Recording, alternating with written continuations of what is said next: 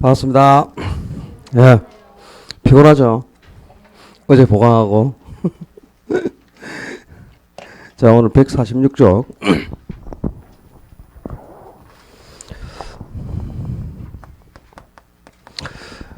부동산 시장의 균형인데요. 그 제목을 부제목을 한 개 달아요. 146페이지부터 설명되고 있는 부분은 특정 지역에 주택 수요가 증가했을 때 나타나는 장단기 변화, 이렇게 이제 부연 제목을 하나 달아놓고 설명드리면 되겠습니다. 이렇게 특정 지역에 주택에 대한 수요가 증가했을 때 해당 지역의 장단기에 어떤 효과가 나타나냐, 이건 나중에 정책론에서 지역 지구제에 가면은 장단기 효과가 나오거든요. 지역 지구제 실시 후 나타나는 효과하고 똑같은 거니까 여러 군데에 써먹을 수 있는 내용입니다. 정리를 잘 하셔야 되는데, 예를 들어서 지금 이 대구 상인동 지역에 34평 아파트에 대해서 수요가 증가했다 가정해보자요.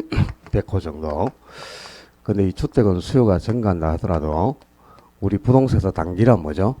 신규 공급이 불가능한 기간을 단기라 그랬죠. 그지? 신축 공급이 불가능한 기간까지를 단기, 신축 공급이 가능한 시점부터를 장기라 그랬잖아요. 그지? 이렇게 주택은 수요가 증가한다 하더라도 단기적으로는 신축에서 공급할 수가 없겠지. 그럼 수요만 증가했고 공급이 안 되면 주택 부족에서의 기인해서 당연히 가격이 상승하고, 이 가격이 상승한 만큼 기존 소유자가 초과 이윤을 획득합니다. 비싸야 주택을 채워나겠지. 그래서 이제 초과이익이 발생하면 이 초과이익에 기인해서 항상 새로운 공급자가 시장에 진입해요.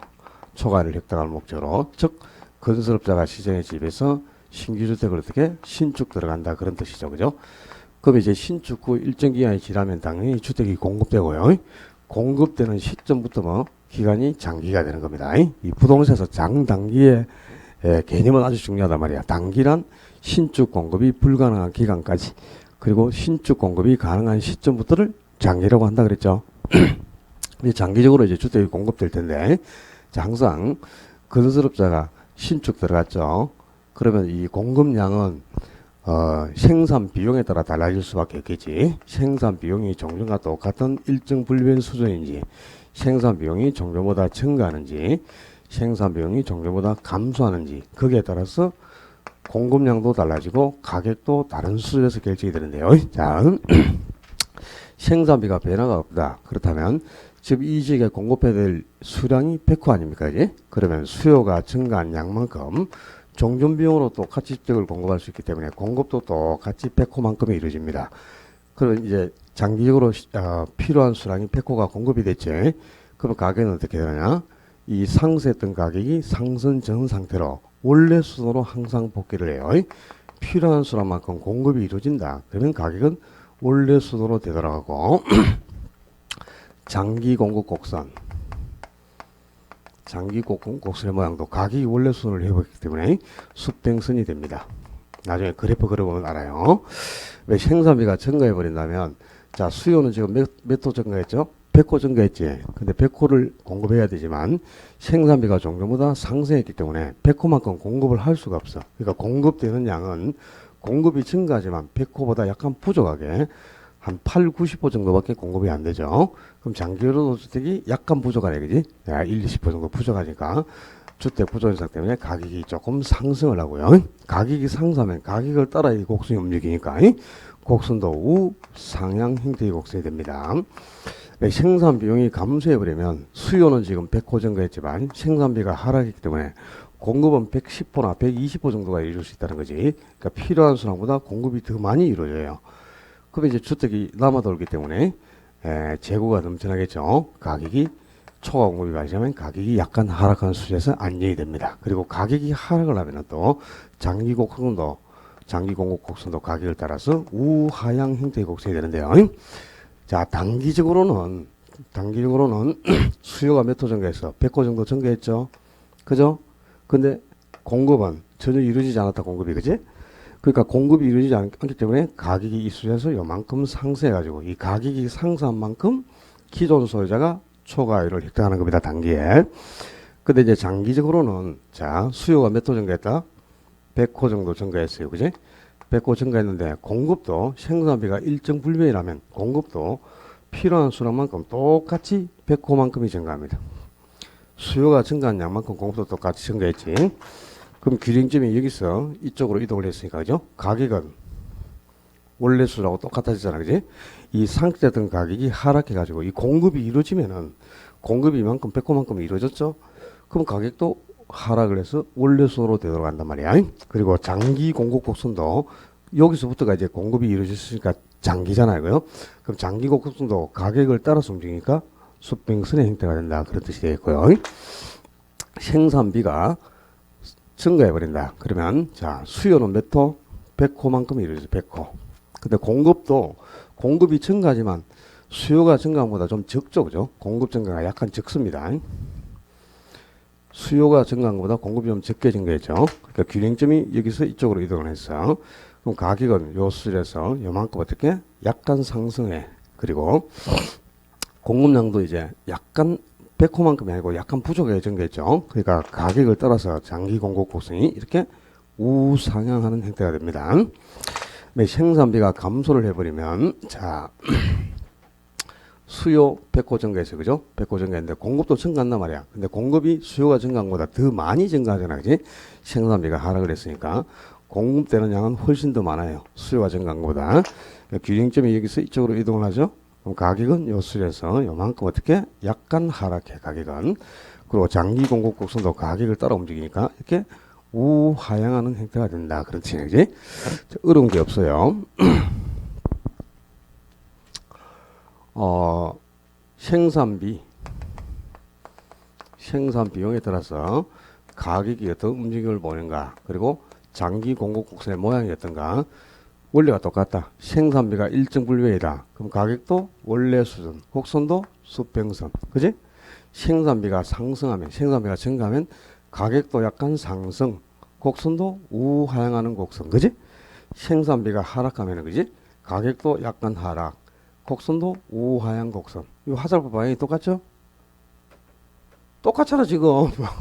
생산비가 분류하면 가격은 원래 수준, 곡선은 수평선. 생산비가 증가하면 가격도 상승, 주택 부족, 약간 부족하니까 곡선도 우상향. 생산비가 감소하면 가격도 하락, 물량이 남아도니까 가격이 약간 하락하고요. 그리고 곡선도 우하향. 원리가 똑같단 말이야. 그러니까 요 화살표의 방향을 가지고 세 가지 개념을 정리해 놓고요. 자, 이건 나중에 여러 군데에서 써먹을 수 있어요. 하향여가 과정에서도 써먹을 수 있고, 임대로 보조정책에서도 써먹을 수 있고, 지역주거제도 써먹을 수 있고, 아주 유용한 자료입니다. 정리를 다 해놓고. 자, 149쪽 효율적 시장으로 갑니다. 빨리빨리 따라오세요. 오늘 하는 거 별로 어려운 거 없다. 자, 효율적 시장은 원래 주식시장에서 정보가 공개됐을 때 그 정보가 얼마나 빠르게 주가에 반영되는가, 그걸 분석했던 이론인데, 이 부동산 시장에서도 아주 유용하게 접목이 됩니다. 줄친다. 자, 부동산 시장에서 효율적 시장이란 뭐라 해놨지? 그게 새로운 정보가 지체 없이 가격에 반영되는 시장을 말한다. 돼 있죠? 효율적 시장의 유형해하고 큰 2번 봐봐. 큰 2번에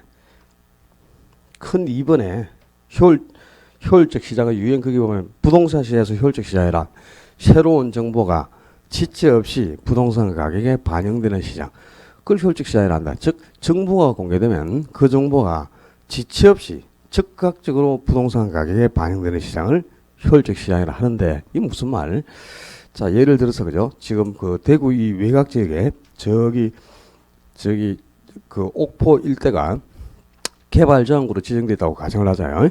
근데 오늘 신문에 옥포 일대 개발 저항 구역을 해제하겠다 이렇게 정보가 공개된다. 그 어떤 현상이 나타나죠?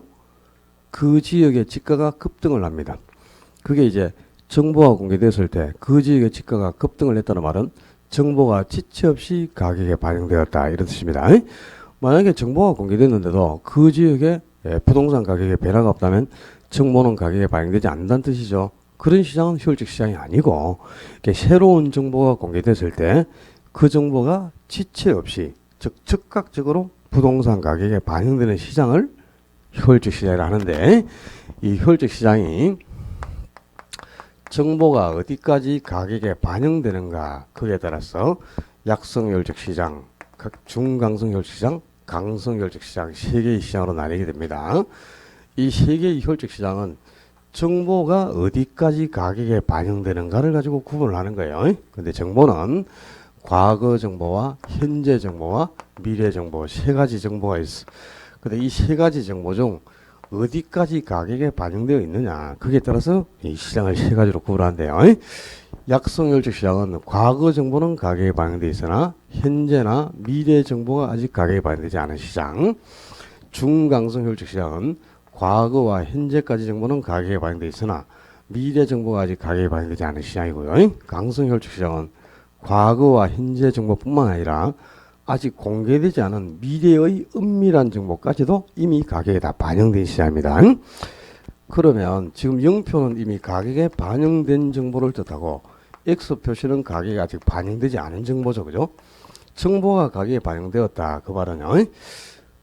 그 정보로 인해서 가격이 이미 최고수까지 다 상승을 했다는 뜻이고 또 가격에 반영된 정보는 누구나 다 알고 있는 보편적이고 상식적인 정보가 된다 그 말입니다. 그래서 이 가격에 반영된 정보를 활용해서는 누구도 초과이윤을 획득할 수 없다.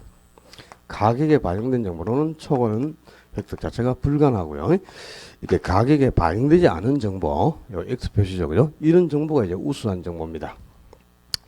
이 X 표시 가격에 반영되지 않은 정보를 활용할 때 초과이윤 획득이 가능하다. 그러니까 가격에 정보가 반영이 돼버리면 이미 그 정보로 가격이 최고 수준까지 다 상승을 하고요. 또 가격에 반영된 정보는 누구나 다 알고 있는 보편적인 정보에 해당한단 말이야. 그래서 가격에 반영된 정보로는 누구도 초과를 획득할 수 없다. 이 개념을 먼저 기억을 하셔야 돼요. 그 다음에 이 약성 효율적 시장에 반영된 정보가 지금 과거 정보죠. 이 약성 효율적 시장에 반영된 과거 정보를 가지고 시장 가격이 어떻게 변동할 것이냐, 가격의 변동을 분석하는 기법을 기술적 분석이라고 합니다. 이 과거 정보를 분석하는 게 테크닉이 필요하다는 거야. 지금 현재 정보를 가지고 가격이 어떻게 변동할 것인가, 그건 누구나 쉽게 기본적으로 분석이 가능해요. 오늘 정보가 공개되죠. 그럼 그 지역의 부동산 가격이 오르겠네. 이 정도는 누구나 기본적으로 할 수 있다 이 말이야. 그래서 이 현재까지 정보를 활용해서 가격의 변동을 분석하는 것이 기본적 분석이고요. 과거 몇 년 전에 공개된 정보를 가지고 가격이 어떻게 변동할까 그걸 분석하는 것은 테크닉이 필요하다 이 말이야. 기술이 필요하다는 거죠. 그래서 이 과거 정보를 가지고 가격의 변동을 분석하는 게 기술적 분석입니다. 이거 바뀌면 안 돼요. 그다음에 강성효율적 시장은 과거, 현재, 미래의 모든 정보가 이미 다 가격에 반영됐죠. 그럼 가격이 최고까지 다 상승했으니까 가격의 변동 자체가 생기지 않는 거지. 그러니까 가격의 변동을 분석할 필요 자체가 없는 시장이 강성효율적 시장이 되겠고, 이 세 개의 효율적 시장에서 중요한 포인트, 정상이윤이나 초과이윤을 획득할 수 있느냐 없느냐, 그게 이제 가장 중요한 포인트입니다. 특히 이제 정상이윤이 아니고 초과이윤, 이 초과이윤을 획득할 수 있는가 없는가, 이게 이제 가장 중요한 포인트가 되는데요. 정상이윤을 획득한다는 말하고 초과이윤을 획득한다는 말은 다른 말이죠. 그제? 자, 정상이윤을 획득한다 그 말은 수익을 남긴다는 뜻이 아니다. 수익을 남긴다는 뜻이 아니고 내가 투자한 비용을 그대로 회수하기 때문에 손실을 보지 않는다. 즉 투자 비용을 그대로 회수하니까 본전 찾는다 이런 뜻이다. 정상이윤 이꼬르 투자 비용, 본전 이런 뜻이에요. 그리고 이제 초과이윤이 투자 비용을 초과해서 수익을 남긴다 이런 뜻이란 말이야. 무슨 말인가 하니까 어떤 사람이 1억의 부동산을 매수했어요. 1억에 매수해가지고 이 부동산을 1억 4천만 원에 매도했다고 가정해보자. 그럼 1억에 매수해서 1억 4천만 원에 매도를 했는데 매도하고 수중으로 들어오는 돈이 1억 4천이죠. 근데 이 1억 4천 중에는 투자 비용 1억이 이미 회수가 됐죠. 1억에 사서 1억 4천에 팔았으니까 투자비 1억이 회수됐잖아. 그죠? 이 1억 4천 중 1억이 정상이윤이야. 그리고 이제 투자 비용 1억을 초과해서 4천만 원 수익도 남았죠. 어렵나? 지금 1억에 사서 1억 4천에 팔았으면 4천만 원 남겼잖아. 4천만 원이 뭐라고? 초과이윤. 응? 그러니까 정상이윤을 획득한다 그 말은 수익을 남긴다 그런 뜻이 아니고 투자한 비용을 그대로 회수하니까 손실을 보지 않는다 그런 뜻이고요. 초과이윤을 획득한다는 말은 내가 투자한 비용을 초과해서 수익을 남긴다 이런 뜻이다. 오케이? 근데 정상 이유는 이미 가격에 반영된 정보만 분석한다면 얼마든지 획득할 수 있어요. 그러니까 이미 가격에 다 반영되어 있고 내가 다 알고 있는 정보만 분석해도 손실을 보지 않고 투자 비용은 그대로 회수한다는 뜻이죠. 그리고 정상 이유는 세 가지 시장에서 모두 다 획득할 수 있다 이 말이야. 정상 이유는 이런 정보만 분석하면 되니까, 그지? 정상 이유를 획득할 수 없는 시장은 없어요. 그런데 초과 이유는 가격에 반영된 정보로는 획득할 수 없고 가격에 반영되지 않은 정보를 활용할 때만 초과인 획득이 가능하다 그랬잖아요. 그죠? 그렇지? 자, 요게 이제 가장 중요한 포인트예요. 이 세 가지 효율적 시장에서 어떤 정보를 활용할 때 초과를 획득할 수 있는가. 이게 이제 가장 중요한 시험 포인트입니다. 그럼 자, 약성 효율적 시장은 이미 과거 정보가 가격에 반영돼 버렸지. 그죠? 그럼 가격에 반영된 과거 정보로는 초과를 획득할 수 있다 없다? 없다는 뜻이죠. 그죠? 근데 과거 정보를 분석하는 게 무슨 분석? 기술적 분석이라 했죠. 코로 기술적 분석을 통해서는 초과인을 획득할 수 없다 그런 뜻이죠. 근데 아직 현재나 미래 정보는 가격에 반영되지 않았죠. 그럼 현재 정보를 활용하면 초과인을 획득할 수 있고 또 미래 정보를 활용할 때도 초과를 획득할 수 있겠지, 그지? 근데 현재까지 정보를 분석한 게 무슨 분석? 기본적 분석이다 이 말이야. 그래서 현재까지 정보를 분석한다면 이 기본적 분석을 한다면 당연히 초과이윤 획득이 가능해진다 그런 뜻이고요. 또 미래 정보도 아직 가격에 반영되지 않았기 때문에 요 미래 정보를 활용해도 초과이윤을 획득할 수 있는 시장, 이런 시장이 약성 효율적 시장이다 그런 뜻이지. 중강성 효율적 시장은 과거와 현재까지 정보가 이미 가격에 반영돼 버렸죠. 그럼 가격에 반영된 과거 정보나 현재 정보를 활용해서는 초과인을 획득할 수가 없겠지. 과거 정보를 분석한 게 무슨 분석? 기술적 분석. 현재까지 정보를 분석하는 것이 기본적 분석인데 이 기술적 분석을 하든 기본적 분석을 하든 간에 현재까지 정보는 이미 가격에 다 반영돼 버렸어. 고로 기술적 분석으로도 초과인을 획득할 수 없고 기본적 분석으로도 초과인을 획득할 수 없다 그런 뜻이죠. 그죠? 다만 이 중강시장은 미래 정보가 아직 가격에 반영되지 않잖아요. 그죠? 고로 가격에 반영되지 않은 미래 정보를 활용할 때만 초과인을 획득할 수 있는 시장, 그게 중강성 효율적 시장이라는 뜻이고, 그죠? 강성 효율적 시장은 과거와 현재 미래의 모든 정보가 이미 가격에 반영돼 버렸죠. 그럼 가격에 반영된 정보로는 초과인을 획득할 수 없다 그랬으니까 이 시장은 과거 정보든 현재 정보든 아직 공개되지 않은 미래의 은밀한 정보조차도 이미 가격에 반영돼 버렸어요. 그리고 이 시장은 어떤 정보를 활용하더라도 일체 초과이윤을 획득할 수 없는 시장, 그런 시장이 강성효율적 시장이다 그런 뜻입니다. 그러니까 약성이나 중강성효율적 시장은 이렇게 우수한 정보를 활용한다면 초과인을 획득할 수 있죠. 그로 정보를 획득할 필요가 있기 때문에 당연히 정보 비용이 수반된다 그런 뜻입니다. 정보 비용이 필요하다는 뜻이죠. 근데 강성효율적 시장은 모든 정보가 이미 다 가격에 반영되어 있고요. 내가 모든 정보를 다 알고 있는 거야. 그지? 이미 다 정보가 공개되어 있고 모르는 정보가 없잖아. 그지? 알고 있는 정보를 비용을 또 투입해서 수집한다면 논리 자체가 맞지 않죠. 고로 강성효율적 시장은 정보 비용 자체가 존재하지 않습니다. 정보 비용이 없는 시장, 그런 시장이 강성효율적 시장이 되어 있고요. 만약에 부동산 시장에 강성효율적 시장이 존재한다면 시장이 성립할 수가 없어요. 자, 부동산 시장이나 주식 시장에 강성효율적 시장이 존재해가지고 모든 정보가 다 가격에 반영되어 있고 모든 정보를 누구나 다 알고 있다 가정해봐요. 자, 어떤 지역에 언제쯤 재개발이 될 거고 어떤 아파트가 몇 년도에 재건축이 될 거고 도로가 어떤 형태로 언제쯤 확보될 것이다, 이런 걸 다 알고 있다. 주식시장도죠. 주가가 언제 어느 종목이 얼마쯤 상승할 것이다, 이런 걸 다 알고 있다면 시장이 성립할 수가 없는 거지. 그래서 주식시장이나 부동산시장은 강성효율적 시장은 인정하지 않습니다. 근데 약성은 중강성에 포함이 되고요. 약성이나 중강성은 강성에 당연히 포함이 됩니다. 그런데 강성효율적 시장은 존재하지 않는다 그랬잖아. 그지? 그 부동산 시장은 여기에 해당하겠죠. 약성은 당연히 중강성에 포함이 되는 거니까. 그래서 부동산 시장과 주식 시장은 지난주 우리가 얘기했지. 부동산 시장은 효율적 시장 중에서는 어디에? 중강성 효율적 시장에 해당한다. 지난주에 우리 부동산 시장을 정리하면서 부동산 시장은 지역적이고 국지적 시장이다. 또 추상적 시장이다. 또 불안정 경쟁 시장 중에서도 독점적 경쟁 시장에 해당한다. 그리고 효율적 시장 중에서는 중강성 효율적 시장에 해당한다. 그걸 미리 알고 있으라 그랬잖아. 그지? 그런 얘기 했어요. 뭐 한 개로 좀 기억을 해봐 하면 자, 이 세계 효율적 시장에서 어떤 정보를 활용할 때 초과를 획득할 수 있는가, 이건 대단히 중요한 포인트예요. 주로 여기에서 답을 요구한다고 보시고 반드시 정리를 해놔야 되겠고. 자, 지난주에 생산물을 거래하는 시장은 크게 완전 경쟁 시장과 불안정 경쟁 시장 두 가지로 나눈다 그랬죠. 그지? 완전 경쟁 시장은 시장이 성립되기 위한 네 가지 조건을 모두 동시에 충족시키고 있다. 그렇다면 완전 경쟁 시장이 되고, 그 네 가지 시장의 성립 조건 중에서 한 개라도 충족이 되지 못하면 불안정 경쟁 시장이 된다 그랬고요. 실제 이제 완전 경쟁 시장은 네 가지 조건이 모두 동시에 다 충족돼야 돼. 첫째는 수요자와 공급자가 다수 존재할 것. 두 번째, 상품이 동질적일 것. 상품이 동일할 것. 그리고 세 번째, 시장의 진입과 퇴거가 자유로울 것. 전출입이 자유로울 것. 그리고 네 번째, 정보가 완전할 것. 이렇게 해서 요 네 가지 이 완전 경쟁 시장의 성립 조건을 기억을 하고 있어야 오늘 할당 효율적 시장을 이해한다 그랬어요. 그죠? 그 얘기까지 해줬다.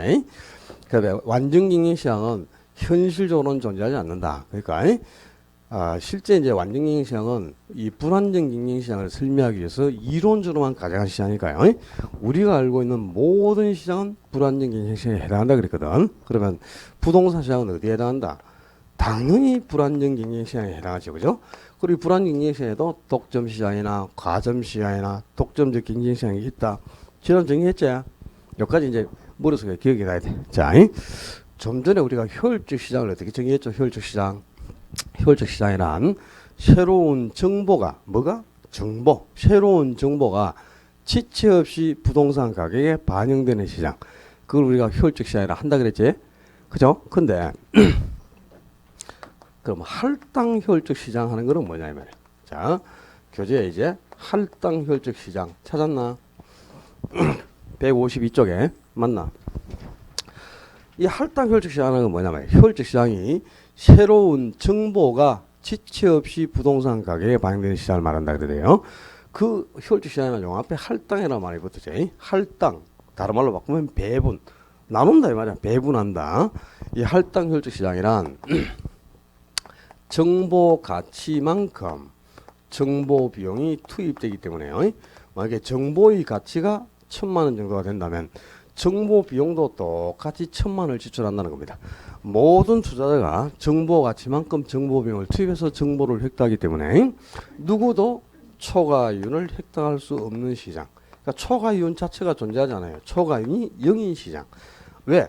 정보의 가치가 1,000만 원 정도면 모든 사람이 1,000만 원의 비용을 지출해서 정보를 획득한다 해봤습니다. 그럼 정보 가치만큼 정보 비용이 투입되다 보니까 누구도 수익을 낼 수가 없는 거죠. 모든 투자에게 정보가 균등하게 배분되는 거야. 그러니까 한마디로 이제 정보가 완전한 시장이다. 이렇게 표현할 수 있습니다. 정보가 완전한 시장. 모든 투자자에게 정보가 균등하게 배분된 시장. 이런 시장을 이제 할당을 시행한단 말이야. 그게 첫째 줄에 자본이 효율적으로 할당되는 시장을 말한다. 거기서 의미하는 자원이 효율적으로 배분된다. 거기서 자원이란 정보를 의미하는 겁니다. 정보. 그래서 그게 어느 누구도 기회비용보다 싼 값으로 정보를 획득할 수 없는 시장. 그 누구도 값싸게는 정보를 획득할 수 없다. 왜냐? 자, 잘 봐. 정보의 가치가 1,000만 원 정도라면 그죠? 모든 투자자가 1,000만 원의 비용을 지출해서 정보를 획득한다 이 말이야. 그러니까 모든 시장 참여자들에게 정보 비용이 균등하게 배분되는 겁니다. 만약에 정보의 가치가 1,000만 원이면 모든 투자가 똑같이 1,000만 원의 비용을 지출해서 정보를 획득해야만 정보가 균등하게 배분되고 누구도 초과를 획득할 수 없게 되잖아요. 그런 시장이 할당 효율적이야. 그러니까 모든 사람에게 정보가 균등하게 배분되어 있으니까 한마디로 이제 정보가 완전한 시장이고요.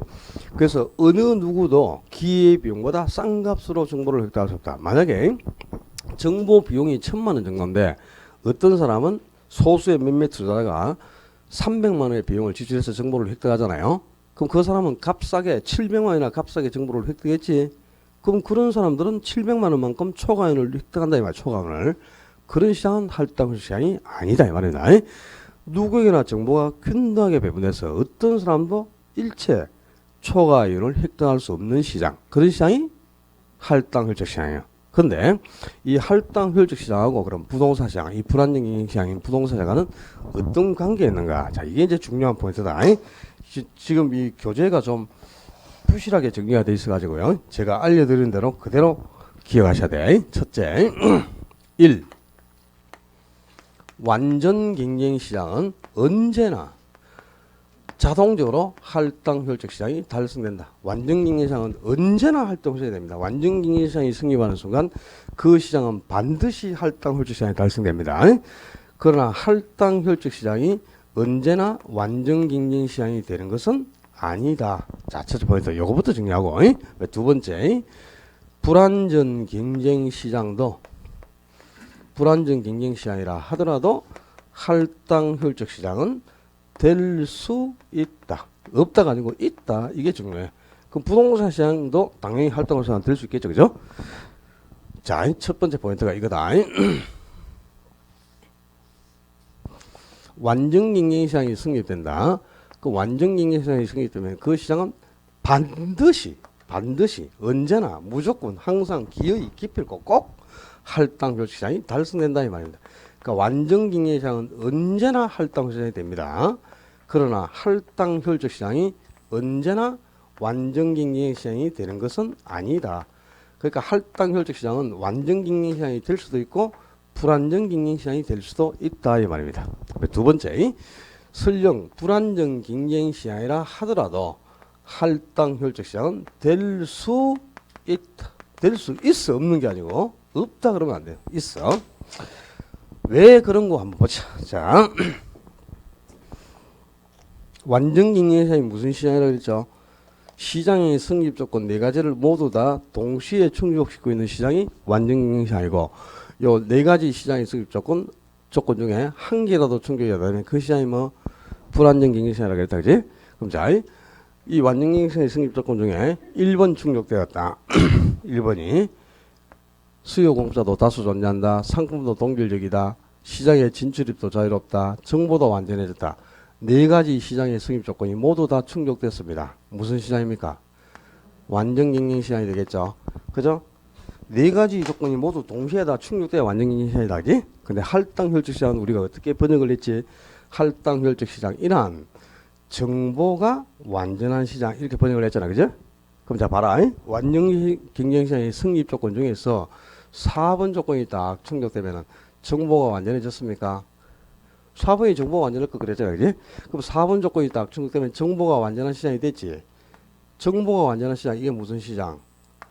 할당혈적 시장이다 이 말입니다. 그지? 요 1, 2, 3, 4가 동시에 다 충족된 거는 무슨 시장? 완전 경쟁 시장. 그죠? 그럼 자 봐라. 1번, 2번, 3번, 4번이 다 동시에 충족되어 있는 완전 경쟁 시장은 당연히 4번도 충족되어 있죠. 그죠? 그럼 4번만 충족되면 달성되는 시장이 무슨 시장이지? 할당혈적 시장. 그러면 1, 2, 3, 4가 동시에 충족되는 완전 경쟁 시장은 당연히 4번도 충족되어 있으니까 자동적으로 할당혈적 시장이 달성돼 버리는 거죠. 네 가지가 동시에 충족되어 있으니까. 그지? 그로 완전 경쟁 시장은 반드시 뭐가 된다? 그냥 무조건 항상 기어이 꼭 그냥 언제나 할당혈적 시장이 된다 이 말이야. 그런데 자 4번 조건이 한 개가 충족돼서 정보가 완전해졌어요. 정보가 완전한 시장 무슨 시장? 할당혈적 시장 말이지. 4번만 충족되면 할당혈적 시장 달성됐지. 그죠? 근데 그 상태에서 위에 1, 2, 3이 동시에 다 충족된다. 그럼 뭐가 돼? 완전히 되겠죠. 근데 1, 2, 3 중에 한 개라도 충족된다면 뭐가 되지? 불완전히 되는 거잖아요. 그죠? 고로 할당혈적 시장이 언제나 완전 경쟁이 되는 것은 아니다 이 말이야. 할당은 완전히 되는 경우도 불완전히 되는 경우도 있다. 알았지?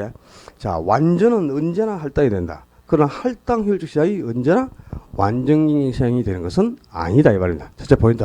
이렇게 겠지? 두 번째, 불완전 경쟁 시장도 할당혈적 시장이 될 수 있다 그랬어요. 왜 될 수 있는가? 보자. 자, 1번, 2번, 3번, 4번이 동시에 다 충족되었다. 무슨 시장? 완전 경쟁 시장이지. 근데 4개 중에 한 개라도 충족되면 뭐가 되죠? 불완전이 되겠지. 그럼 1번 충족되고 나머지가 안 돼서 뭐야? 불완전. 2번만 충족되고 나머지가 안 되면 불완전. 3번 되고 나머지가 안 되면 불완전. 1, 2가 되고 나머지가 안 되면 1, 3이 되고 나머지가 안 되면 1, 2, 3 되고 나머지가 안 되면 4분만 되고 나머지가 안 돼도 불안전. 2, 3, 4가 되고 나머지가 안 돼도 2, 4가 되고 나머지가 안 돼도 1, 4가 되고 나머지가 안 돼도 1, 2, 4가 되고 3분만 안 돼도 2, 3, 4가 되고 한 개만 해도 불안전이야. 이건 전부 불안전 인식시간이죠. 그러니까 1, 2, 3, 4, 이 1번, 2번, 3번, 4번 중에 X가 한 개만 들어가면 불안전 인식시간 아닙니까? 이제? 무진장 씁니다. 오늘 집에 가가지고 연수장 놓고 1번부터 해가지고 딱 동그라미 치고 한 개씩 한 개씩 딱 적어봐라. 몇 개 정도 나올까? 불안전 경쟁시장이 4의 4승이다. 4의 4승 256개가 나옵니다. 집에 가서 한번 체크해봐라. 내일 아침까지 해도 다 못 할 거예요. 자, 요 X가 한 개라도 들어가 있으면 불안전이 되죠. 4개가 동시에 중복돼야 완전 경쟁시장이고 이 1, 2, 3, 4 중에 X 표시가 하나만 들어가면 그냥 무조건 불안전 아니야. 그럼 이건 전부 불안전 경쟁시장이지. 근데 할당 표시가 뭐 정보가 완전한 시장. 그지? 그게 할당 표시인데 요 4가지 조건 중 4번 정보가 완전해졌다. 4번 조건만 충족되면 할당 표시가 되는 거죠. 그럼 자, 요 1, 2, 3, 4 중에 요 4번이 충족된 경우 있지. 이건 무슨 시장이고? 할당 혈적 시장이지. 그죠? 코로 이건 전부 불안전이지만 요 불안전 경쟁시장도 이런 경우는 할당 표시 달성이 된 거죠. 그죠? 불안전 경쟁시장도 얼마든지 할당 혈적 시장은 될 수 있다 이 말입니다. 그럼 불안전 경쟁시장도 할당 표시가 될 수 있으면 부동산 시장도 당연히 할당 혈적 시장은 될 수 있겠네요. 부동산 시장도 불안전 경쟁 시장이니까, 그지? 또 불안전 경쟁 시장에 어떤 게 있었지? 독점이라든가 과점이라든가 독점적 경쟁 시장 이런 게 있었죠. 그럼 독점이나 과점 시장도 할당 혈적 시장은 될 수 있다 이렇게 되어 있네, 그지? 아, 불안전 경쟁 시장에 독점 시장도 있고 가점 시장도 있었잖아. 그럼 불안전 경쟁 시장 전체가 다 할당 시장이 된다면 당연히 독점이나 가점 시장도 할당 시장은 되겠지. 그러니까 할당 혈적 시장이란 모든 게 다 충족돼야 되는 게 아니고 요거 한 개만 충족되면 된다니까. 정보만 완전하면. 그러니까 이 정보 가치만큼 정보비용이 투입돼서 누구도 초과하면 획득할 수 없다면 그렇다면 할당 시장은 되는 거예요. 그러니까 부동산 시장도 정보 가치와 정보비용이 균등해서 초과인을 누릴 수가 없다면 당연히 할당 혈적 시장은 될 수 있다 이 말입니다. 오케이? 자, 여기까지 오늘 여기까지만 하자. 다음에 3, 4월에 가서 2개 더 하고. 자, 154페이지 주택시장으로 갑니다. 빨리빨리 따라와. 그 154페이지 주택시장에서는 쭉 앞에 정리된 건 내용들 있죠. 쭉 읽어봐. 뭐 시험하고 별로 관계도 없는 거고 쭉 넘겨서 156페이지인가 가면은 여가 현상 하는 게 나와요. 그죠? 주택의 여가 과정, 주거분리, 불량주택 찾았어? 156점. 자, 여가 현상. 아주 중요한 거예요. 여가 현상은. 여가 현상 또는 필터링 현상 또는 주택 순환 현상 다 같은 말이에요. 그러니까 주택을 소득이 다른 계층끼리 순환해 가면서 사용하는 것. 그걸 이제 주택 순환 또는 필터링 여가 현상이라는데요. 즉 고속격이 사용하던 주택을 저속격이 순환받거나 또 저속격이 사용하던 주택을 개보수해 가지고 고속격이 순환하는 것. 그러니까 소득이 다른 계층끼리, 자 소득이 같은 계층끼리 주택을 주고받는 것은 그건 여가가 아니고요. 소득이 다른 계층끼리 그랬다. 고소득층과 저소득층 간에 소득이 다른 계층끼리 주택을 서로 순환해 가면서 사용하는 걸 주택 순환 또는 여가 필터링 현상이 나는데요. 두 가지가 있어. 하향 여가와 상향 여가 두 종류가 있는데요. 하향은 말 그대로 아랫방향을 향한다. 상향은 윗방향을 향한다 그 말이에요. 그지? 그러니까 하향 여가란 소득 계층이 아랫방향을 향해서 주택이 순환된다는 거야. 그러니까 고소득층이 사용하던 주택, 이 고소득이 사용하던 주택이 노후화 되잖아요. 그러면 고소득은 주택을 수술해서 사용하는 게 아니고 이 낙후된 주택을 수술하지 않고 구입 능력이 있기 때문에 새집 사서 이사가 자기는 새집 사서 이사하고 자기가 사용하던 주택을 저소득층에게 임대를 통해서 물려준다 그 말입니다. 그러면 이제 고소득이 사용하던 주택이 저소득이 순환이 됐으니까 주택이 소득계층이 아랫방향에서 주택이 순환됐죠. 그래서 아래하자 하향이라는 거야. 그럼 반대로 상향은 저소득층이 사용하던 주택을 개보수하거나 재개발, 재건축을 통해서 고급화 시키는 거야. 재개발을 통해서 고급 아파트로 딱 건축을 하면 주택가격이 크게 상승하면서 소득수익이 높은 고속이 대신 순환을 한다 이 말입니다. 이렇게 저속이 사용하는 주택을 개보수 또는 고급화시켜서 고속이 사용을 하면 소득계시 저에서 고로 윗방향을 향해서 주택이 순환됐죠. 저에서 고로 가면 위를 향한 거고 고에서 저로 가면 아래를 향한 거고 아래 하자 위상자인데 뭐 그것도 어려워 지금 뭐왜뭐다뭐 똥밟았나 아침에 오면서 왜 그런 거야?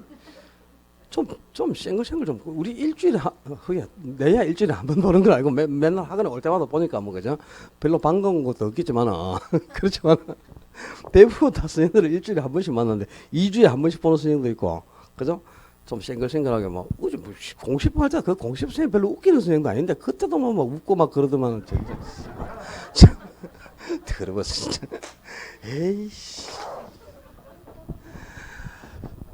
고에서 저로 가면 하향, 저에서 고로 가면 상향. 이건 알겠죠? 자, 여기 이 개념부터 알아야 되고요. 여기서 이제 중요한 거는 자, 하향 여가와 상향 여가가 어떤 과정을 통해서 이루어지는가가 중요한 거다. 하향 여가는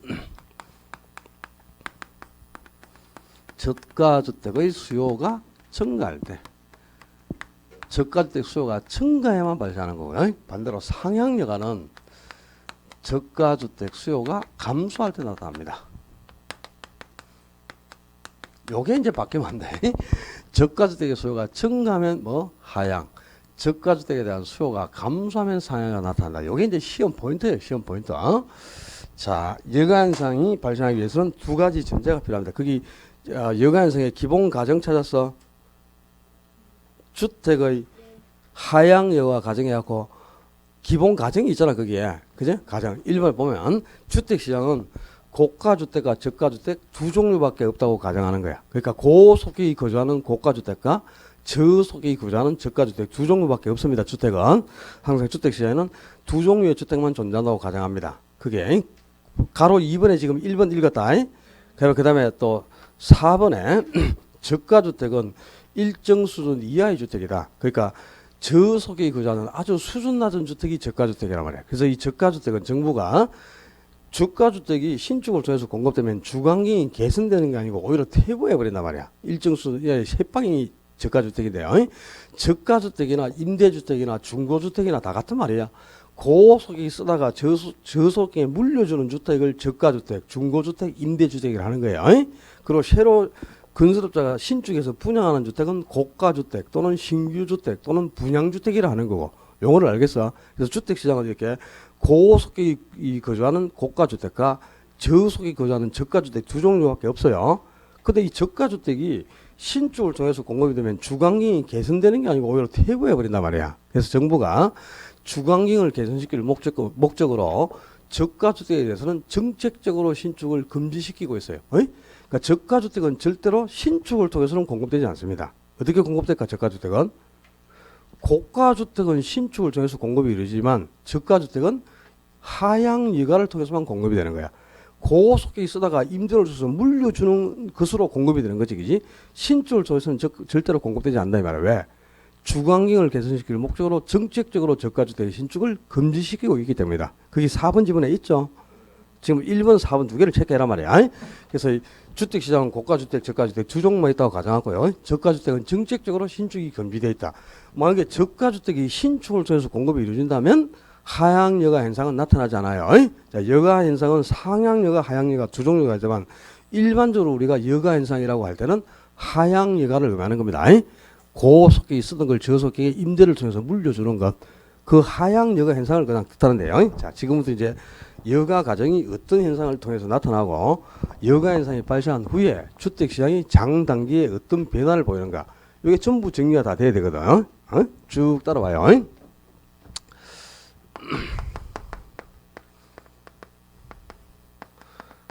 자, 저소득층에게 실질소득이 증가했어요. 저소득층의 소득이 증가했다면 무슨 말일까?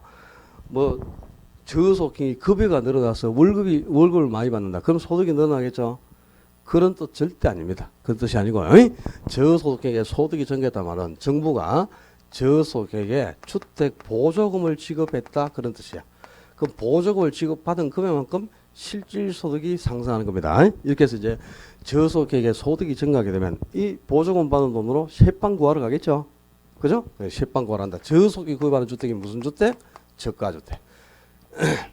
그래서 저가주택에 대한 수요가 증가한단 말이야. 자, 저가주택 수요가 100호 정도 증가했다고 한번 가정해보자요. 지금 제가 아까 조금 전에 요 특정 지역의 주택에 대한 수요가 증가했을 때 장단기에 어떤 변화가 나타나는지 좀 전에 정리했죠. 이 흐름하고 거의 대동소이하단 말이에요. 한 번 다 이게 머릿속에 이 흐름이 상기되면 아주 쉬워요. 자, 저가주택에 대한 수요가 증가했는데 주택은 수요가 증가한다 하더라도 단기적으로 공급을 할 수 있다 없다? 없다. 그럼 단기적으로는 공급이 불변이겠죠. 그죠? 그럼 공급이 안 되면 주택 부족성에 기인해서 어떤 현상이 나타나요? 저가주택의 임대료가 큰 폭으로 상승하게 되고 임대료가 상승한 만큼 기존 임대인이 초과 이윤을 획득한다 이 말이야. 그치? 높은 임대료를 획득하겠죠. 그럼 거기에 기인해서 이제 새로운 공급자가 시장에 진입해. 자, 초과 이윤 발생하면 항상 새로운 공급자가 시장에 진입해서 신축 들어가야 되잖아. 그죠? 그런데 문제는 뭐? 이 저가주택은 일정 수준 이하의 아주 수준 낮은 세방이니까 정책적으로 신축을 금지시키고 있다 그랬죠. 저가주택은 신축을 통해서는 공급이 이루어지지 않는다 이 말이야. 그럼 지금 수요는 100호나 증가했는데 신축이 계속 이루어지지 않고 공급이 이루어지지 않는다면 주택 부족성에 기인해서 임대료가 더 크게 상승해 버릴 거 아니야. 그지? 초과이익이 계속 커집니다. 그럼 거기에 기인해서 어떤 현상이 나타나냐? 고소득층이 높은 임대료를 획득할 목적으로 자기가 살고 있는 주택을 임대를 통해서 물려줘요. 고소득이 저소득이 임대를 통해서 물려주는 게 뭐죠? 배운 대로 해라 이게. 어? 또 한문으로 써서 안 보이나? 뭐지 못 읽는 거가 지금.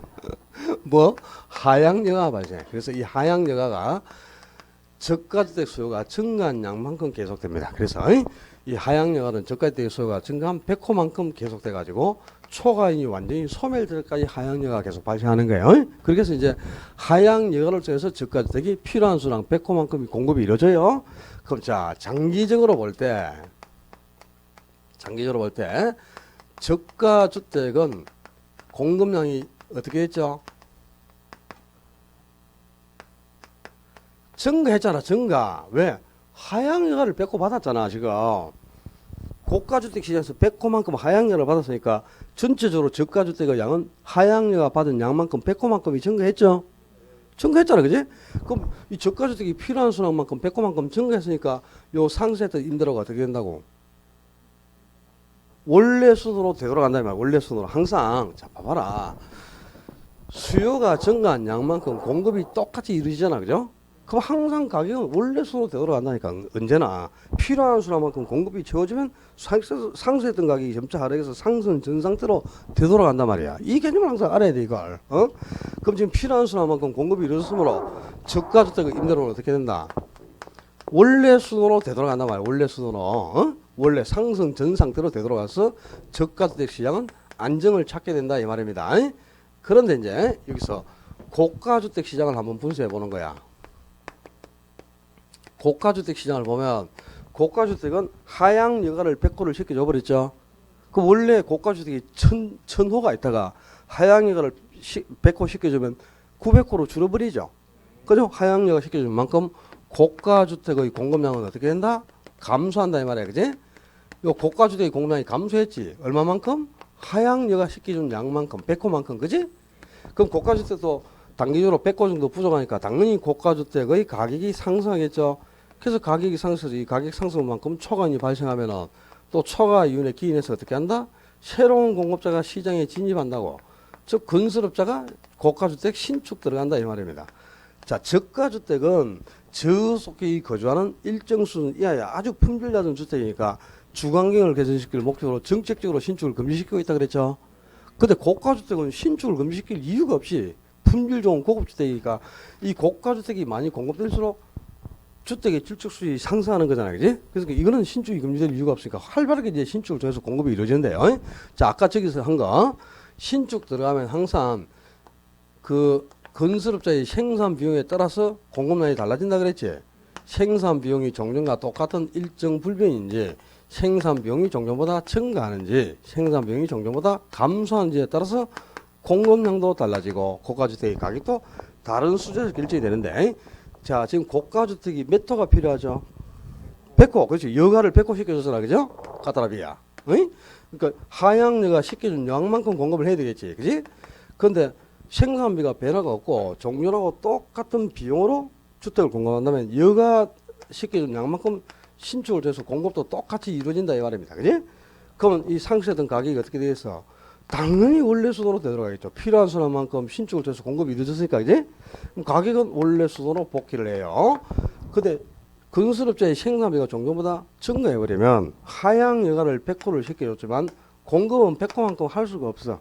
생산비가 상승했기 때문에 한 8, 90%밖에 공급이 안 되겠죠.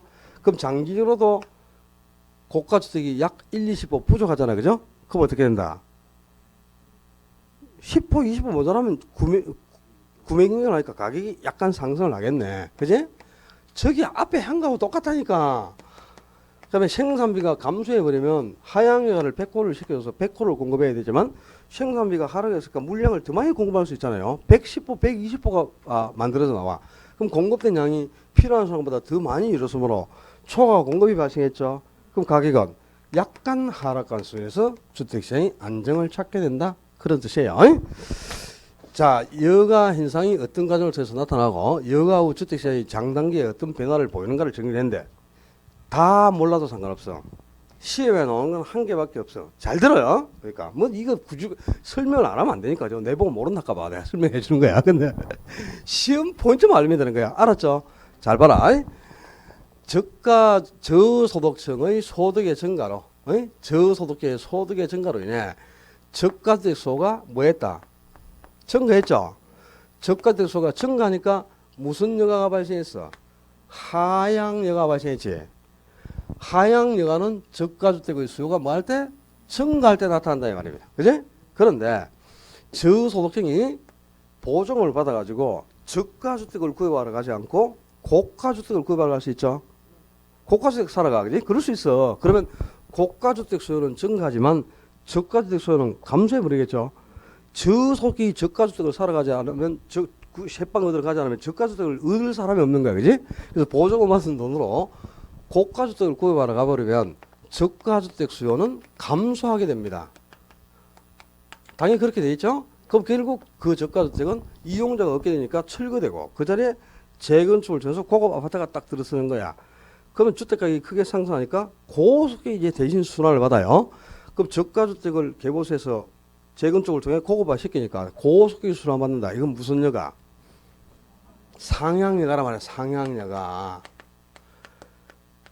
그래서 이 상향여가는 봐라. 상향여가는 저가주택의 수요가 뭐 했을 때? 감소했을 때 나타나고 하향여가는 저가주택 수요가 증가할 때 나타난다 이 말이야. 자, 여기 이제 시험 포인트야. 우리 시험에 나오는 첫 번째 여러분이 가장 많이 틀리는 거. 여가에서 답 나오면 이렇게 나옵니다. 저소득층의 소득의 증가로 인해 저가주택 수요가 증가하면 상향여가가 발생한다. 하향여가가 발생한다 그래야지. 그지? 그리고 저소득층의 소득의 증가 등으로 저가주택 수요가 감소하면 상향여가가 발생한다 그래야 돼. 상향여가가 자, 상향여가는 저가주택 수요가 뭐 할 때? 감소할 때. 하향여가는 저가주택 수요가 뭐? 증가할 때 나타난단 말이야. 그지? 이게 바뀌면 안 돼. 상향여가 저가주택 수요가 감소해야 되죠. 하향여가는 저가주택 수요가 증가해야 되죠. 이게 바뀌면 안 된다. 이게 감소냐 증가냐. 여기서 이제 초점이 있는 거야, 이제. 자, 우리 궁궐에 있는, 가 쓰고 계시는 분을 뭐라 그래요? 상감마마를 하죠. 그지? 상감마마는 있는데 하감마마는 없지? 이래서 이 뭔 말인지도 몰라. 상향여가가 저가주택 수요가 감소할 때 나타난다 이 말이야. 상향여가가. 알았어요? 상감마마 왜 안 알아? 그래 외우면 안 와. 나중에 시험 나오면 또 이게 뭐 어디에 썼는지를 모르는데 왜 안 하다 그죠? 자고가 정량을 외우면 뭐예요? 시험에 나오면 이게 기능인지 특수인지 구분을 못 하는데. 자, 꼭 기억해야 돼. 자, 첫 번째 이제 여가 현상은 이렇게 저소득층에 보조금 등을 지급해서 저소득층의 소득이 증가했을 때 저가주택 수요가 증가하면 하향여가, 저가주택 수요가 감소하면 상향여가 나타나요. 됐지? 자, 이거 외에 또 주거분리 과정을 통해서도 여가 현상이 발생하는데요. 그걸 지금 하고 쉬어야 되는데 저 앞에 저걸 지우지 않으면 안 된다. 저 맨 앞에 걸 빨리 어떻게 해라. 빨리 지우기 전에 빨리 찍어서 빨리 찍고 또 찍을 것도 없어. 그걸 열심히 찍는지 몰라. 찍으면 뭐하는데 왜 찍는데? 참. 아니 멀었어요. 찍었어. 머리 나 올랐어. 찍었어. 다 했어. 다 했어. 됐어. 또 아니 멀었어. 됐어요.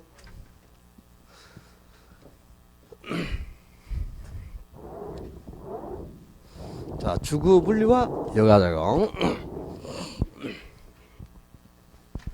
이거까지는 하고 쉬어야 되니까 어쩔 수가 없어요. 같이 연결을 해야 되는 거니까. 주거 분리는 주거지역이 분리되어 형성된다 이런 뜻입니다. 주거지역이 분리된다. 즉 도심 지역에서 소득이 다른 계층끼리 주거지역을 분리하여 형성하는 것. 그러니까 고소득층의 주거지역과 저소득의 주거지역이 서로 분리되어 형성되는 것을 주거분리라는데요. 여기가 고소득층 주거지역이다. 그럼 여기는 이제 저소득층 주거지역입니다. 이렇게 소득이 다른 계층끼리 일정한 경계를 두고 주거지역을 분리하여 형성하는 것. 이걸 뭐란다? 주거분리한다 이 말이야. 직주분리하고 주거분리는 다른 말이에요. 직주분리는 직장과 주거지역이 분리된다는 것이다. 그리고 주거분리는 뭐? 주거지역이 분리된다. 어떻게? 고소득층의 주거지역과 저소득의 주거지역이 일정 경계를 두고 분리되는 게 주거분리인데 이 주거분리가 왜 발생하느냐? 주거분리가 발생하는 가장 큰 원인이 외부 효과 때문이다. 외부 효과. 즉 고소득이 거주하는 지역은 일반적으로 정의 외부 효과가 강하게 발생합니다. 그 다음에 저소득이 거주하는 지역은 부의 효과가 강하게 발생해요. 그러니까 고소득 지역은 워낙 고급 주택들만 입주하고 있으니까 함께 거주하면 좋은 영향을 더 많이 받는다는 뜻이고요. 이 저소득 지역은 워낙 낙후된 주택들만 입주하고 있으니까 함께 거주하면 손실을 보는 경우가 더 많다. 나쁜 영향을 더 많이 받는다는 거죠. 그래서 이 외부 효과 때문에 자 저소득층은 정의 외부 효과를 획득하기 위해서 좋은 영향을 받기 위해서 계속 고소득층 근처에 가까이 가고 산단 말이야. 그런데 고소득층은 부의 외부 효과를 차단하기 위해서 나쁜 영향을 받지 않기 위해서 저소득층으로부터 계속 멀어지려고 하는 거야. 그러니까 저소득층은 정의 외부 효과 편익, 이익이죠. 편익을 추구하기 위해서 고소득 근처에 가까이 가고자 하지만 고소득은 부의 효과를 차단하기 위해서 나쁜 영향을 받지 않기 위해서 저소득으로부터 멀어지려고 하는 거야. 서로 가까이 가고 난 다음에 막 뒤엉켜서 살겠죠. 근데 저소득이 가까이 가면 고소득은 멀어져 버려. 그러니까 날 잡아봐라 날 잡아봐라 이러면서 계속 멀어지니까 같이 뒤엉켜서 살 수가 없고 일정한 경계를 두고 주거지역이 분리되는 거예요. 주거분리가 발생하는 가장 큰 원인이 뭐 때문? 외부 효과 때문이라고. 그런데 일반적으로 이제 고소득 지역은 정의 효과를 강하게 받고 있죠. 그리고 정의 효과에 기인해서 좋은 영향을 받으니까 이 동네는 그죠? 주택이 노후화됐을 때 주택을 수선하게 되면 수선 비용보다는 가치 상승분이 훨씬 더 크게 나타나요. 그러니까 1,000만 원 들어서 집 딱 수리하죠. 그럼 전부 고급 들어가 있으니까 집값은 오히려 2천, 3천 상승해 버리는 거야. 그럼 수선 비용보다 가치 상승분이 더 크다면 주택을 계속 뭐 한다? 계속 개보수한단 말이야. 그래서 이 지역은 시간이 들수록 주택이 더욱 고급 주택으로 계속 변모돼 갑니다. 주택이 더욱 고급화됩니다. 근데 반대로 저소득층 지역은 부의 효과를 지금 강하게 받고 있죠. 그제? 부의 효과를 강하게 받고 있으니까 부의 효과에 기인해서 주택이 노후화됐을 때 주택을 수선한다. 그 수선 비용보다 가치 상승분이 더 적어요. 1,000만 원 들어갖고 집 수리해봐야 그지? 집값은 400, 500만 원도 상승하지 않는 거야. 전부 뭐 흐름한 판자촌밖에 없는데 우리 집만 기아집으로 뭐 그지? 스레트 집으로 이 지분 계량했다고 집값이 상승하는 게 아니고 수선 비용만큼 가치 상승분이 따라잡지를 못해. 그러니까 수선비가 가치 상승분을 초과해버리니까 수선을 포기해버리겠죠, 그죠? 그러니까 이 지역은 시간이 들수록 불량주택으로 계속 변모돼 간다 이 말이다. 주택이 더욱 불량주택화됩니다. 근데 자 지금부터 중요하다. 이 과정에서 이제 여가 현상이 활발하게 전개되는데 잘 들어야 된다. 일반적으로 고소득이 거주하는 지역은 정의 효과를 강하게 받고 있죠.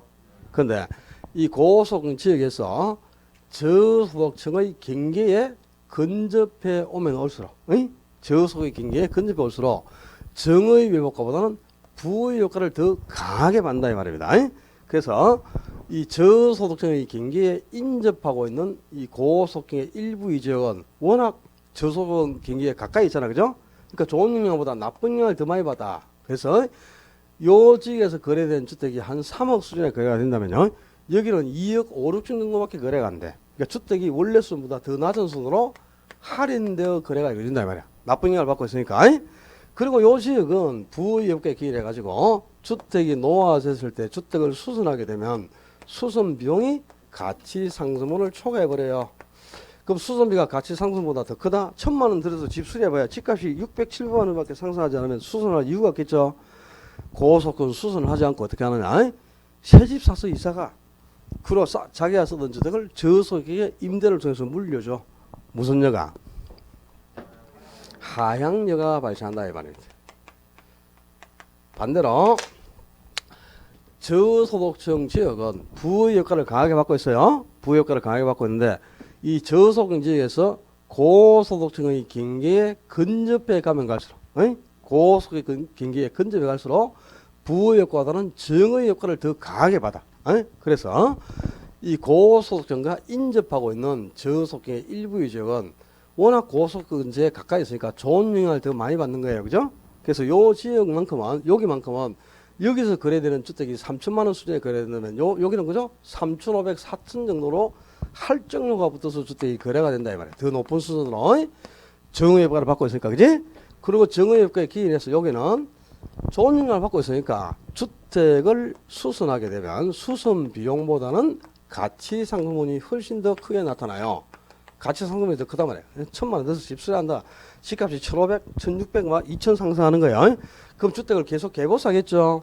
그래서 주택을 계속 개보수해서 고급화시키면 주택 가격이 또 크게 상승하니까 저소득이 들어와서 살 수가 없어. 고소득이 대신 순환을 받아. 무슨 여가? 저소득 주택을 개보해서 고소득이 사용을 순환받았다. 상향여가가 발생한다 이 말입니다. 자, 근데 이 지금 하향여가나 상향여가가 활발하게 지금 전개가 되고 있죠. 상향여가나 하향여가가 활발하게 지금 발생하고 있다는 말은 소득이 다른 계층끼리 자기들끼리는 주택이라는 자원을 효율적으로 배분해가면서 사용하고 있다 그런 뜻이네, 그죠?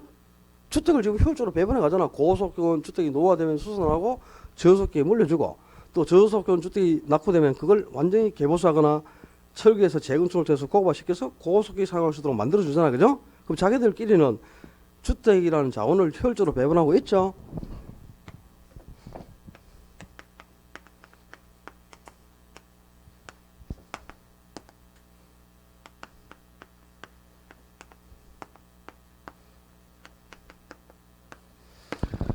주택이라는 자원이 효율적으로 배분되고 있는 중입니다. 자, 자원이 효율적으로 배분되지 못하는 상태를 뭐라 그랬죠?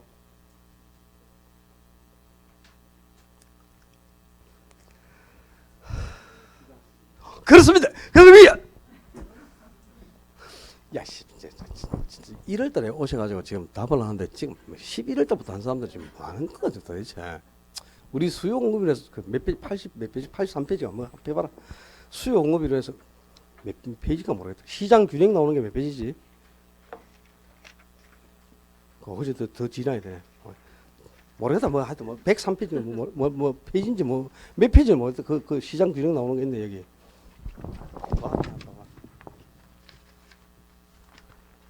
아이 좀 108이구나 108. 108페이지에 그 부동산 시장의 균형에 이동해가지고 수요량과 공급량이 일치해서 과부작이 없는 상태를 시장 균형. 근데 수요량이 공급량보다 더 많거나 공급량이 수요량보다 더 많으면 물량이 부족하거나 남아도는 상태가 되죠. 그럼 자원이 효율적으로 배분되지 못했잖아. 과부작이 발생하면. 그런 상태를 시장 실패라고 한다. 나중에 나오니까 용어 기회하라고 내가 그 얘기까지 해줬는데. 그제? 그럼 자원이 효율적으로 배분되고 있죠, 지금. 만약에 이 여가 현상을 통해서 주택이라는 자원을 효율적으로 배분하지 않는다면 시장 실패가 발생했다는 뜻이잖아요, 그죠? 근데 소득이 다른 계층끼리 자기들끼리는 서로 주택을 주고받으면서 주택 자원을 효율적으로 배분하고 있는 중이라 그럼 시장 실패가 발생했어, 안 했어? 안 했잖아요. 시장은 실패하지 않았다. 시장 실패는 발생하지 않고 시장은 충실하게 자원을 배분하는 기능을 수행하고 있어. 우리 지난주에 부동산의 기능 중에 자원 배분 기능이 있었죠. 자고가 정리해. 자가 뭐고 자원 배분 아니야. 그럼 시장은 자원을 충실하게 배분하고 있으니까 자기 기능을 충실하게 수행하고 있는 중이잖아요. 그죠? 시장은 실패하지 않았고 충실하게 주택 자원을 배분하고 있어요. 그럼에도 불구하고 다리 떨지 마. 불안 죽겠다. 왜? 같이 따라서 뭐 어떡해. 이거 봐봐. 이런다니까. 다른 이상한데 또, 그럼에도 불구하고, 그죠? 도심에 지금 불량주택이 계속 형성돼가죠. 그럼 도심에 불량주택이 형성되는 원인이 시장 실패 때문이냐? 아니다, 이 말입니다. 시장은 충실하게 여가 인상을 통해서 자원을 효율적으로 배분해가고 있습니다. 그래서 도심에 불량주택이 형성되는 원인, 그 원인은 시장 실패 때문이 아니다. 시장 실패 때문이 아니고 뭐 때문이냐. 여기 그자는 소득 계층이 저소득층이죠. 소득 계층이 저소득층이고 소득 수준이 낮기 때문에 주택 개량 능력이 없고요. 고급 주택을 구입할 능력이 없어서 아주 수준 낮은 불량주택을 원하고 있기 때문이에요. 그래서 도심의 불량주택이 형성되는 원인은 시장 실패 때문이다. 그러면 그 길로 내년에 만난다. 시장 실패 때문이 아니고 저소득층의 낮은 소득 때문이다. 그래야 돼.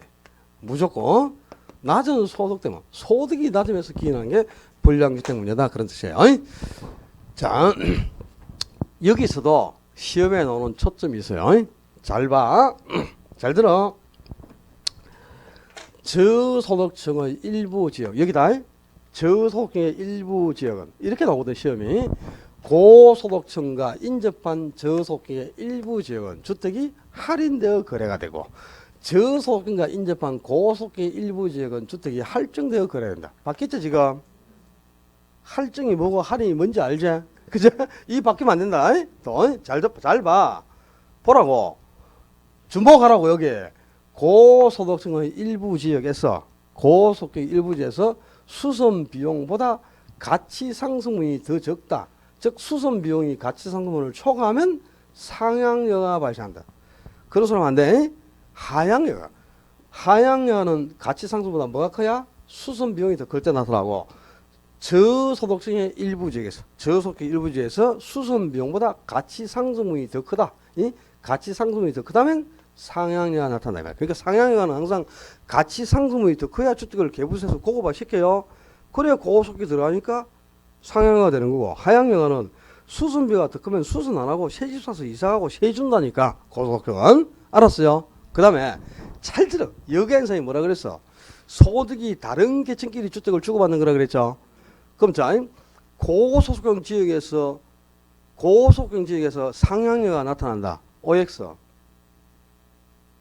뭔 말인지도 모른다 지금. 어려워? 뭐가 어려운데? 고소득층 지역에서는 상향여가는 있을 수가 없는 거지. 고소득층이 저소득층이 줘야 여가가 되고, 저소득층이 고소득층이 줘야 여가가 된다니까. 여가 현상은 소득이 다른 계층끼리 주택을 주고받는 거라고. 고소득층이 고소득층이 주는 거는 여가가 아니고 주거이전이야. 주거이전. 자기들끼리 이사가는 거. 알았어요? 또 저소득층이 저소득에게 주택을 주고받잖아요. 그것도 주거이지. 그건 여가가 아니라고. 여가 현상은 소득이 다른 계층끼리 주택을 순환해야 되는 거야. 그럼 고소득은 저소득에게 줘야만 여가가 되고, 저소득은 고소득에게 줘야만 여가가 되는 거 아니에요? 그 고소득 지역에서 나타나는 거는 하향여가밖에 없지. 상향여가는 있을 수가 없는 거죠. 또 저소득 지역에서는 하향여가밖에 나타날 수가 없는 거야. 그러니까 저소득층의 일부 지역에서 상향여가 나타난다. 그래야지. 여기 하향여가란 있을 수가 없죠. 저소득이 저소득에 주는 거는 여가가 아니다니까. 저소득이 고소득에 줘야 여가가 되니까 상향여가 외에는 없겠지. 또 고소득의 일부 지역에서 하향여가 나타난다 그러지. 상향여가 나타난다 그러면 여가가 아니잖아. 고소득에 주는 거는. 무슨 말씀인지 알아들었남? 그래도 시험 내면 다 틀려요, 또. 자, 여기에서 이렇게 두 가지 과정을 통해서 나타나는데, 첫째, 저소득층의 소득의 증가로 저가주택 수요가 증가하면 무슨 여가가? 하향여가. 저소득의 소득의 증가로 인해서 저가주택 수요가 감소하면 뭐가? 상향여가 나타난다. 요게 바뀌면 안 된다. 답이 나오는 포인트가 딱 정해져 있단 말이야. 그 다음에 고소득층의 일부 지역에서 고소득층의 일부 지역에서 수선 비용이 가치 상승분을 초과한다. 그러면 하향여가 저소득층의 일부 지역에서 가치 상승분이 수선 비용보다 더 크다면 상향여가 나타난다. 고소득층의 일부 지역은 저소득층과 인접해 있으니까 할인 거래야 되고 저소득층의 일부 지역, 이 고소득의 경기에 인접한 저소득의 일부 지역은 원래 수보다 할증되어 거래된다. 알았죠? 여기까지 여가영상 정리해놓고 다음 파트부터 쉬었다 하겠습니다. 고생했습니다.